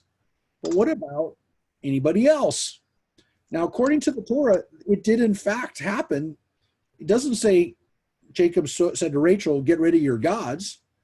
Jacob says to his household, to all who were with him, rid yourselves of alien gods. Now, again, a simple answer could also be that Jacob's talking to maybe the new Canaanite slaves that are now part of the household, or some of the people that came back with him when he came back, that he brought back from Syria, from Haran. Point is that the Torah says that this is actually something that Jacob had to do, that Jacob had to tell people to stop worshiping gods, to stop having these gods in their possession. And while it doesn't say, we'll read a little bit further and then we'll go back to the Midrash. They gave to Jacob all the alien gods that they had and the rings that were in their ears. And Jacob buried them under the terebinth that was near Shechem. And again, terebinth is just a fancy word for big oak tree, or some big oak trees, more than one oak tree.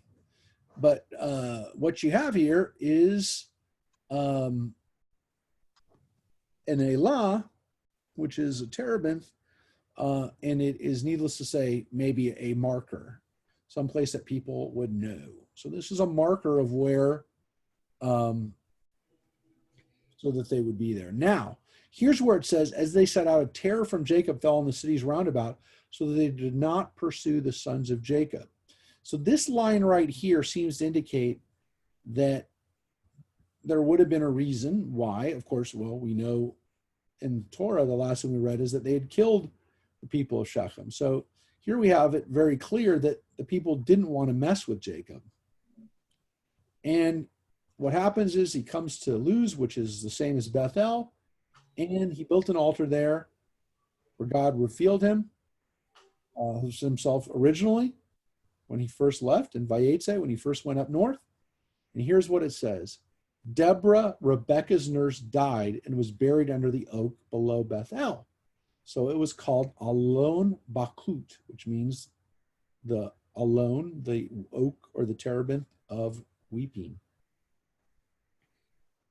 So that is what the text tells us happens.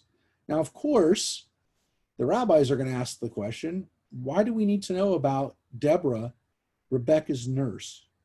What is it about this woman that necessitates her being recognized? So that's one thing we're going to have to deal with, the rabbis will deal with. They're also going to deal with what's going on here with the idols and with what these people are going to have to do in order to get themselves right with God. It seems like in the Torah, they're not quite there yet. In the Apocrypha, God's fighting with them and helping them destroy whole armies. But here, back in the traditional Midrash, and in the Torah itself, not quite clear whether Jacob and his folks, his group, have it together yet. So here we go. Isaac blesses Levi and Judah. If a man vows a vow and he does not fulfill it in good time, he will stumble through 3 grave sins: idolatry, unchastity, and bloodshed. Jacob had been guilty of not accomplishing promptly the vow he had taken upon himself at Bethel, and therefore punishment overtook him. His daughter was dishonored. His sons slew men, and they kept the idols found among the spoils of Shechem. Therefore, when Jacob prostrated himself before God after the bloody outrage at Shechem, he bade him arise and go to Bethel and accomplish the vow he had vowed there. Before Jacob set out for the holy place to do the bidding of God, he took the idols which were in the possession of his sons and the teraphim which Rachel had stolen from her father, and he shivered them in pieces and buried the bits under an oak upon Mount Gerizim, uprooting the tree with one hand, concealing the remains of the idols in the hollow left in the earth, and planting the oak again with one hand.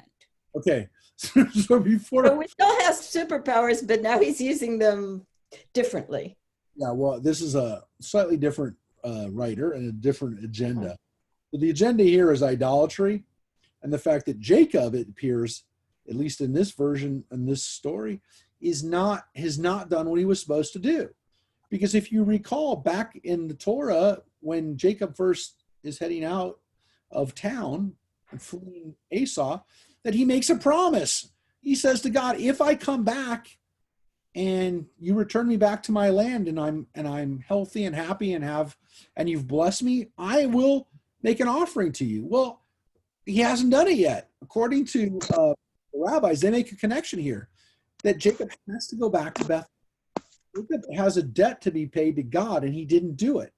What's so interesting about this is, for the rabbis, there is a karma to this, which is lots of bad things, the worst things. Idolatry, sexual problems, or rape, that kind of thing, and bloodshed. Those are the 3 things you absolutely don't want to have happen. Those are the worst things, according to the rabbis. Those are the things that just literally make life unbearable. And Jacob has all 3 of them. So in this Midrash, the reason that Dinah goes through what she does, she's a victim of her father's bad karma. It's pretty wild. So that's another reason. We have several reasons why Dinah, what happens to Dinah happens. Why she's raped. One version, because she wasn't given to Esau as a wife. That's a really troubling story. Here we have another version, which is, Among the destroyed idols was one in the form of a dove, and this the Samaritans dug up later and worshipped. And that is the point of telling us that the place where this happens is actually Mount Gerizim. That is not what the Torah said. The Torah did not say that this was on Mount Gerizim, that he buried these things.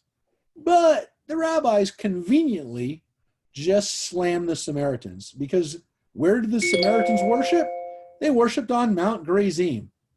That was where their holy place was. That was their Jerusalem, if you will.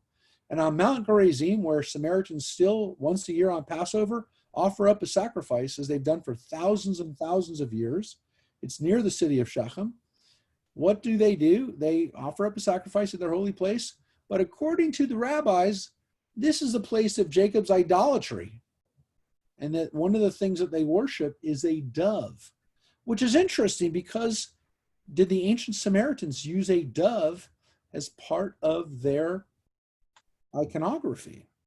So here, the rabbis have an explanation for why they do what they do, which is that they're doing what their ancestors did, and it wasn't right, and it wasn't right then, and it's not right today when they do it as well.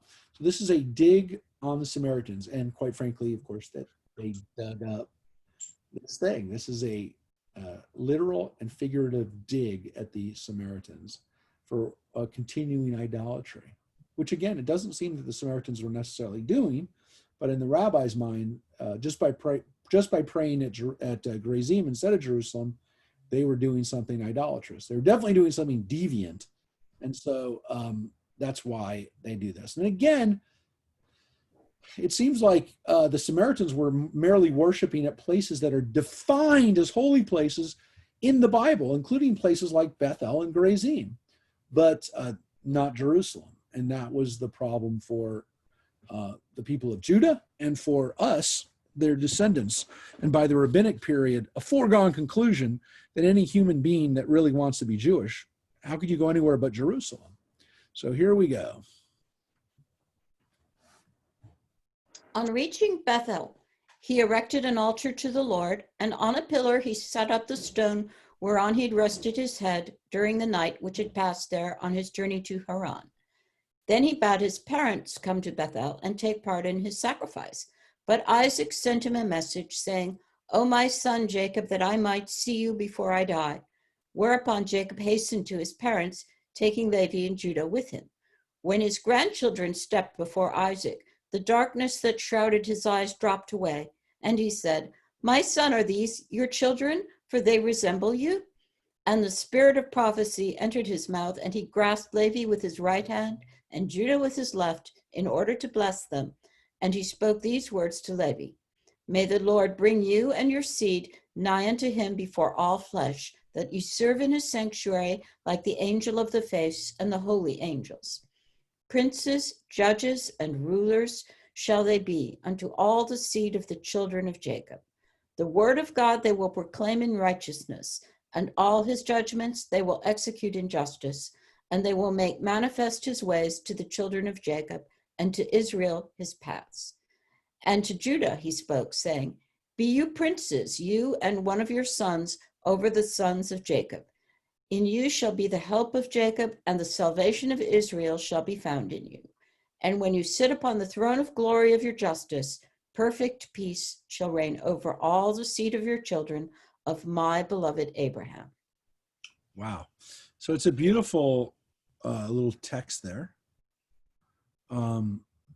This actually goes back, this text right here is back to the Testaments of the Patriarchs, which again gives us a lot more on the patriarchs and specifically the 12 sons, things that we don't have from the rabbis. What's strange about this one is that we have a scene that we don't have in the Torah. And the rabbis were loath to completely invent this scene, which is a scene where Isaac blesses his grandchildren. If you are wondering whether you missed something in the Torah, you did not. We actually showed you in the Torah where we are up until now. There is nothing in the Torah that says that Isaac ever meets his grandchildren. It would be nice.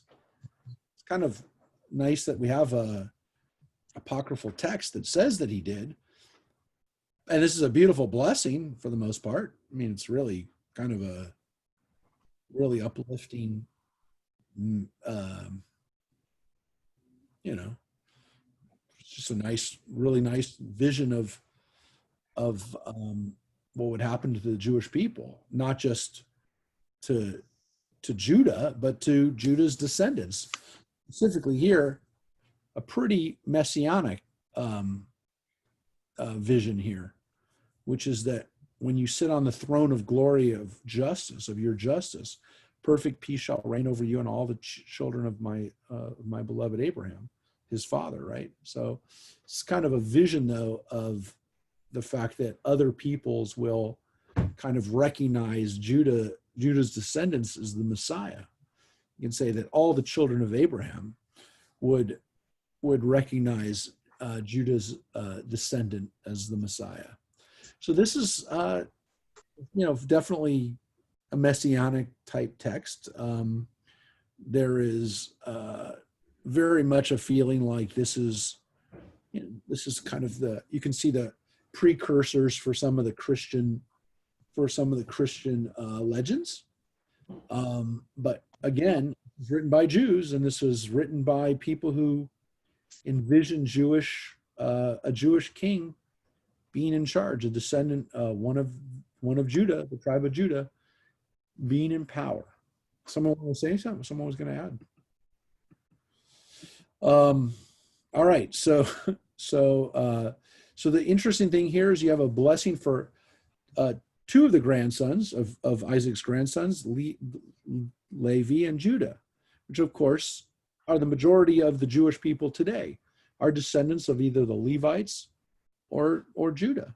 So why are these two blessed? Well, because pretty much by the time that these things were written, those were the only two identifiable tribes. It's still the case today, because remember, the Kohanim are a subset of the Levites.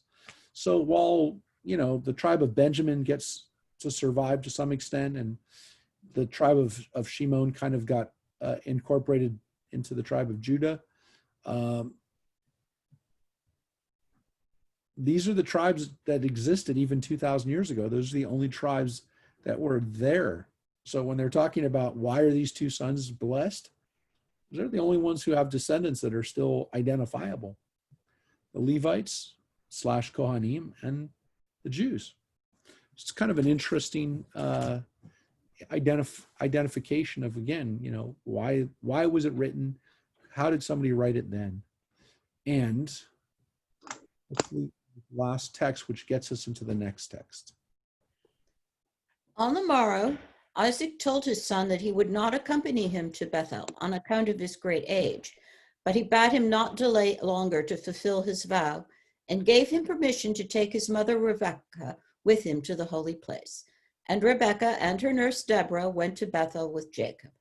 Yeah, now we have to assume that her nurse Deborah was pretty old by this point. Again, even if there's a big age difference between Rebekah and Isaac, Isaac doesn't go, which we don't read that he goes. And as I said, we don't read that Jacob and Isaac ever have this final scene together. It would be nice, but we don't have it. And instead, we have this weird story of Deborah, a woman who we don't really know anything else about, dying and having a special burial place.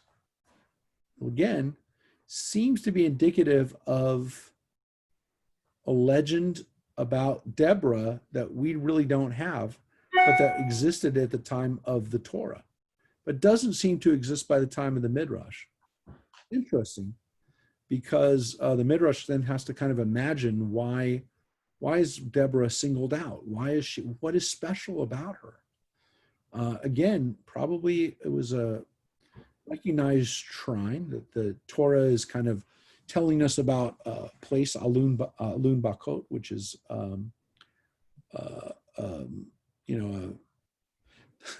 the red tent talks about these terebinths, these oak shrines, if you will.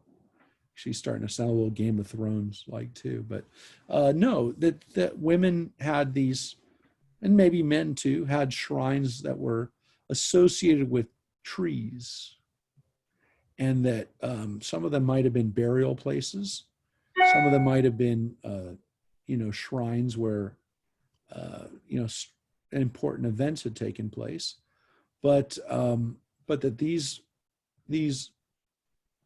terebinths are significant in the book of Genesis. And again, we may not understand the full kind of anthropological cultural context for why these places were important, but the Torah knows they're important, and the Torah knows that these people are important.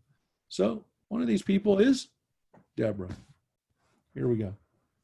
Joy and sorrow in the house of Jacob. Deborah, the nurse of Rebekah, and some of the servants of Isaac had been sent to Jacob by his mother while he still abode with Laban to summon him home at the end of his 14 years' term of service. As Jacob did not once obey his mother's behest, the two servants of Isaac returned to their master, but Deborah remained with Jacob then and always. Therefore, when Deborah died in Bethel, Jacob mourned for her, and he buried her below Bethel under the palm tree, the same under which the prophetess Deborah sat later, when the children of Israel came to her for judgment. Yeah, so the rabbis don't know much about who this Deborah is, but, well, we know there's a Deborah later. Maybe they're connected in some way. So we do know that Deborah, according to the book of Judges chapters 4 and 5, she judges under a tree. Well, it doesn't say it's a palm tree, but okay, so it's a tree, a terebinth, maybe it was a palm tree. And they know it's not the same area because it's very clear there that it's Mount Tabor and that area in the further north in the Galilee. But they just made a connection between one Deborah and another. Again, and this is why the red tent picks up on this, and this is why women's midrash today is picking up on this. There seems to have been legends about women in the Bible that the Bible doesn't keep the full text of. They don't. They reference it. It's in the Bible, but we don't know the full context. And this is one of those cases. So in some instances, the rabbis in the midrash will go back and try to write that story, write that missing story. There's a theory, of course, that sometimes the rabbis actually knew oral stories that were close to what these stories were based on. It also could be in some cases they don't know and they make up a nice story because they want to teach a nice lesson. Or they had some girl who was throwing fits and they wanted to bring her into the fold, as it were. Well, look, there's a heroine in one story and a heroine in another story that are both named Deborah.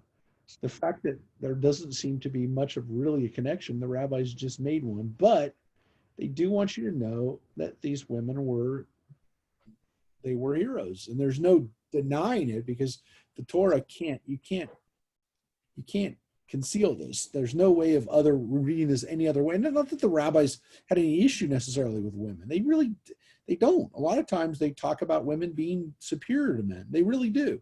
In this case, in the case of Jacob and the period of time that Jacob lives in, the women are the heroes. I mean, Rebecca is the hero of the stories. And the rabbis don't do anything other than make her that. You've seen it.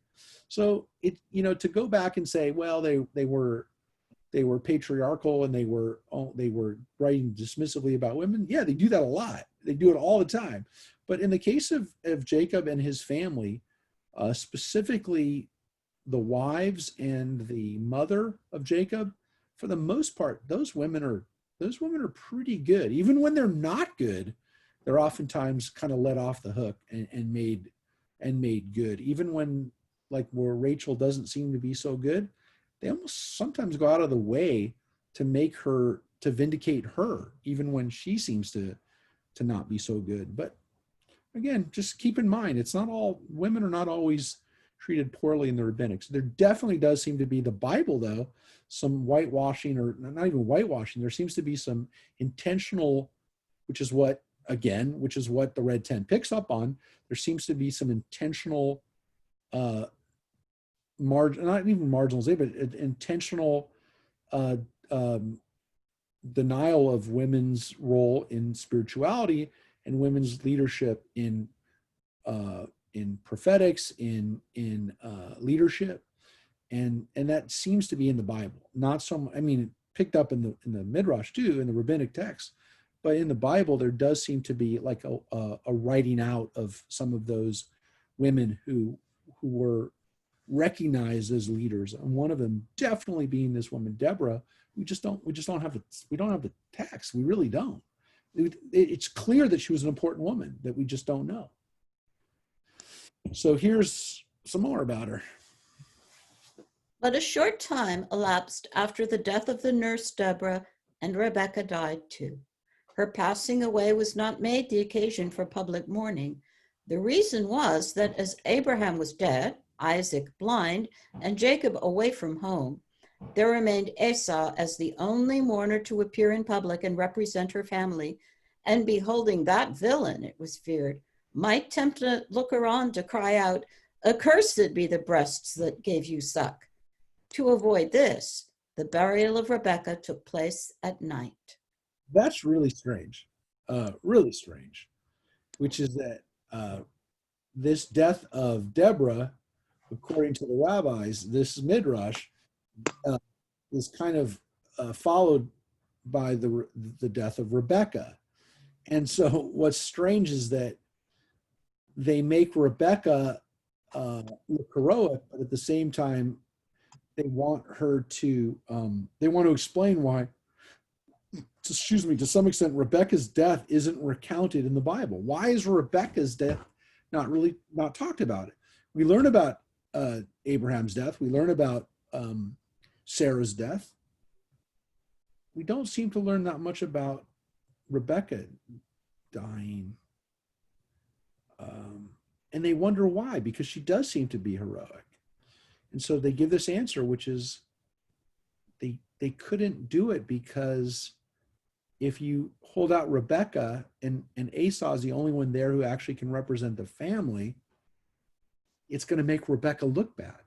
So the reason that it's not there is because of Esau. And because if Jacob had been there, then it could have been recounted. But they can't do it because of his absence. It's kind of an interesting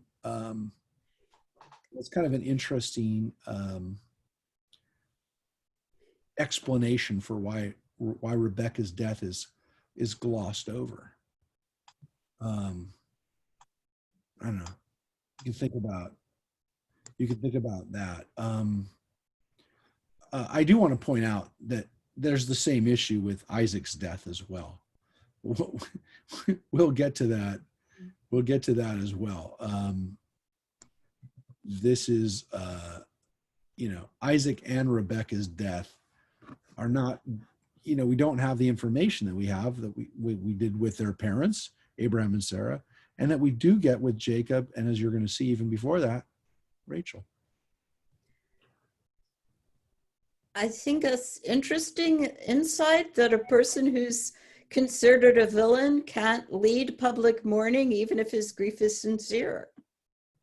Yeah, it's strange that that Esau is he's not, they don't cut him any slack. Right. And I don't know that we're going to get to it today, but when we get to the Midrash of Isaac's death, which again is not referenced really in the Torah, Mm-hmm. there's a similar issue, which is that the rabbis use it as a launching off point to attack Esau. So the fact that the death of Isaac and Rebekah is not taken up in the text gives the rabbis an opportunity. Well, they really use it as an opportunity to bash Esau. It's not, you could say on the other hand, well, where was Jacob? Shouldn't Jacob have been there when his parents died? He's in the country. He's in country, so to speak. Why doesn't he come there? So this is an interesting, thing to consider. Is why is this not in the Torah? But again, the obvious answer of why the rabbis will take up the idea that it's not talked about is because somehow it has to do with Esau being the son who's around. And again, as Rosemary points out, even though he seems to be a dutiful child, the rabbis will not allow that to be a possibility. So again, I don't know that we'll read it today, but we'll get right up to it. Yeah. God appeared unto Jacob to comfort him in his grief, and with him appeared the heavenly family. It was a sign of grace, for all the while the sons of Jacob had been carrying idols with them, The Lord had not revealed himself to Jacob. So that's kind of weird because, Yeah. well, that's weird for a lot of reasons. But I will tell you, there really isn't a great explanation for what you just read right here, which is the heavenly family appeared to their family. So Jacob, according to this, the family doesn't get to see God. God definitely talks to Jacob. Angels talk to Jacob in the last chapter. But God actually appearing to Jacob, there seems to be this idea that God couldn't talk to Jacob because Jacob had idols in his household, which is why the Torah says specifically that he had to put these idols out. They had to get rid of them. So what is this heavenly family that appears? Again, we don't really have an explanation other than there seems to be this idea that Jacob has reached a point now where, because he's getting himself spiritually clean and getting ready, that he's now going to be able to behold God. And to some extent, there's this, and again, to me, it seems kind of quasi-Mormon, if anything else. But I don't think they mean here literally God and his wife and his kids. I do think that they are talking about God and the angels and kind of the heavenly abode, the heavenly host. But there is this sense that, again, family is now, to some extent, a mirror of heavenly strength, if you will, and the heavenly power. So there does seem to be that. There does seem to be that going on here. But again, why now? Because he put away the idols. And here we go. At this time, God announced to Jacob the birth of Benjamin, soon to occur, and the birth of Manasseh and Ephraim, who were also to be founders of tribes. Those are Joseph's that aren't going to be born until he's in Egypt. But there's this kind of like prophetic gift that Jacob gets to learn that Ephraim and Manasseh will be born and will be tribal portions on their own. Going to take the place of the Levites who aren't given a portion, and and so there's no tribe of Joseph. There's a tribe of Ephraim and Manasseh who take Joseph and Levi's tribes are replaced with those. But what's so strange about it, of course, is that we know that Jacob ends up thinking that Joseph is dead, yet there's this idea that he, ahead of time, even before Joseph gets taken captive, that he gets a vision there is a vision that he has that Joseph's going to have kids, that he's going to have grandkids through Joseph. So I guess you could say he had a foreshadow, that he had a prophetic assurance, if you will, that Joseph would have kids. But he, seems to think Joseph's dead when the brothers show him the bloody cloth, that he is dead. All right. So let's read. That's not all. He gets more. And furthermore, he told him that these three would count kings among their descendants: Saul and Ishbosheth of the seed of Benjamin, Jeroboam the Ephraimite, and Jehu of the tribe of Manasseh. In this vision, God confirmed the change of his name from Jacob to Israel, promised him by the angel with whom he had wrestled on entering the Holy Land. And finally, God revealed to him that he would be the last of the three with whose names the name of God would appear united. For God is only called the God of Abraham, the God of Isaac, and the God of Jacob, and never the God of anyone else. Well, now that's interesting, right? Because it kind of is saying, when we say the Amidah, Elohei Avraham, Elohei Yitzhak, Elohei Yaakov, that God isn't the God of other people. Well, we understand that God is your God, the God of, Judith, and the God of Floyd, and the God of Gordon, there's nothing wrong with that. But you and I can say that about God and say God is our God, but we generally don't call God the God of Rosemary. We'll say this is the God of Abraham, Isaac, and Jacob. And of course, now we add Sarah, Rebecca, Rachel, and Leah. So we understand that we don't refer to God. We refer to God to say my God, but we won't refer to the God as a God of another individual besides us, and maybe besides and again besides these ancestors. Whether we say the male and female patriarchs and matriarchs, but there's this interesting idea that at this point we don't say God of Judah, we don't say God of Joseph, we say God of Abraham, God of Isaac. So we understand that. We understand that at this point that God is connected with those patriarchs and matriarchs and doesn't need to be referred to in any other way. That God's connection to those people and to those generations now is enough to know what we're talking about.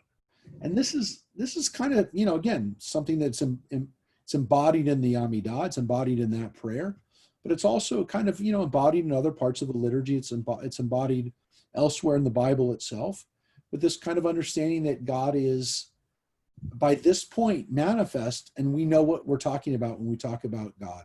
We're talking about a God that has moved through 3 generations of people, that we've seen God from different aspects, and that we now can say this is a God that we recognize as saying, this is a God of not one person, but a God of the generations. And what happens after 3 generations is we can say, this is our God. This is the God that we all know. Which again, you have a repetition of 3 or more. It kind of reinforces something. That's definitely there.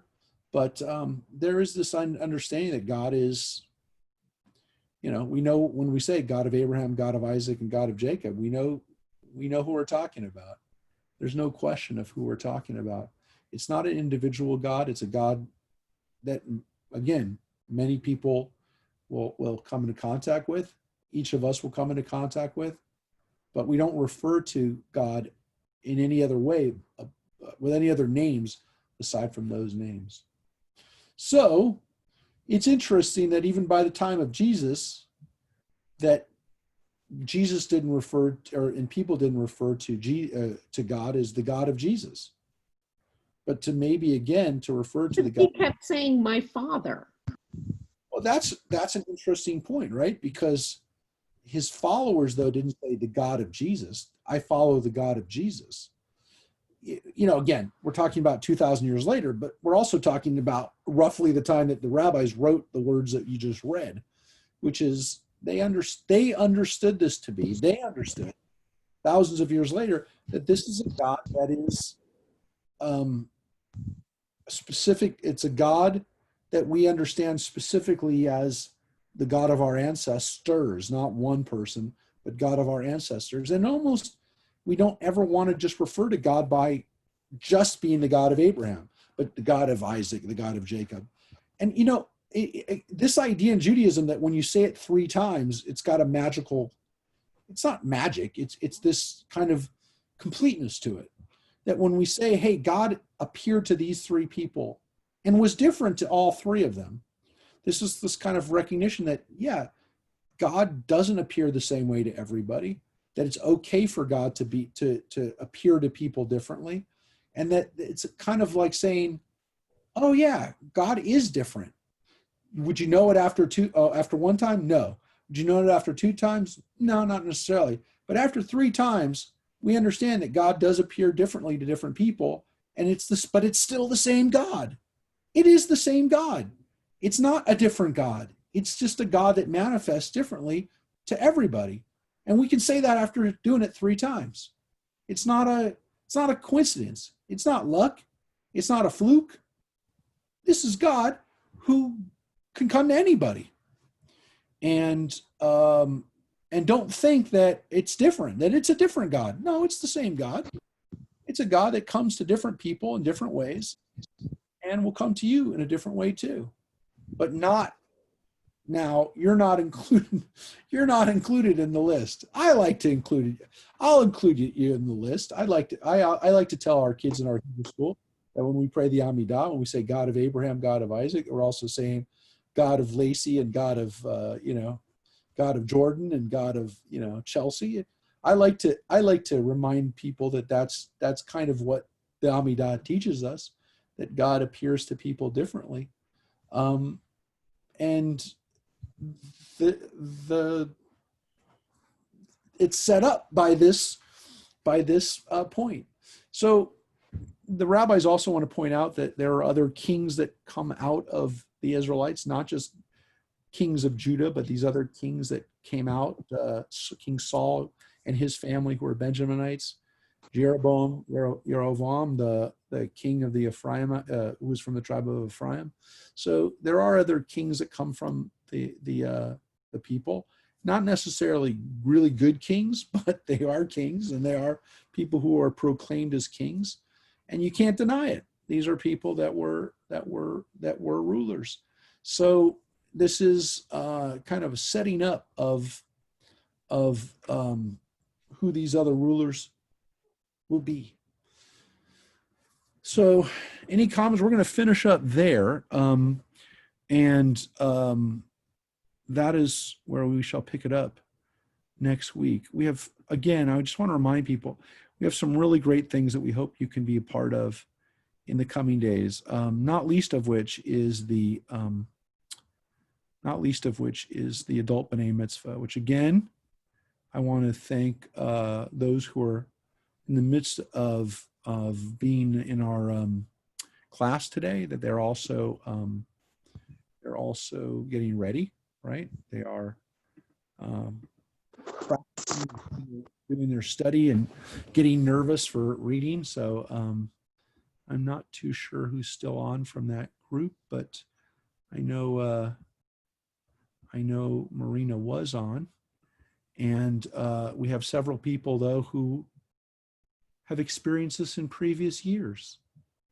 So Rosemary, who is reading, and Judith, and Jeff Stein, and Cheryl Kogan. And there's a lot of people who've enjoyed reading Torah as adults.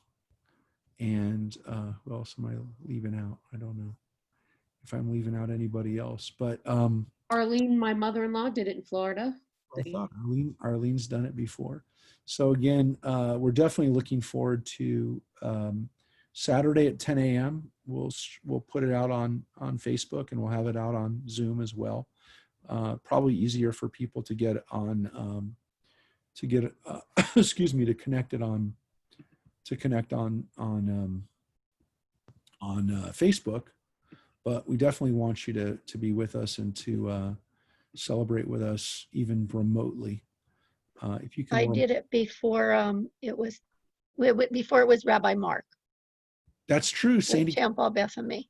Sandy Keaton was one of the my whatever pre-existent.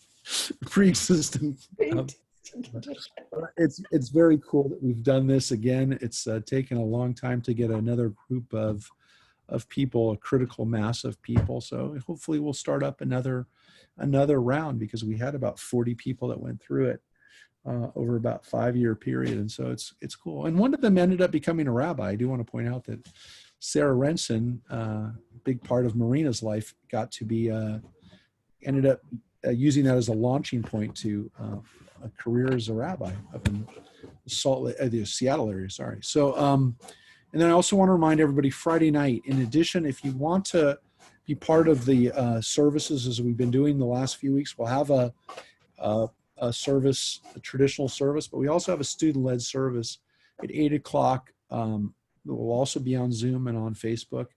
That one will not be, none of us will be in the congregation for that. We wanted to make sure the kids stayed healthy and their family stayed healthy. That was a conscious decision not to have it in the sanctuary, even to have the group, which is a small group, but an amazing group. And I'll tell you something, if you want to feel really good about young kids right now, you should all feel good about the next generation too.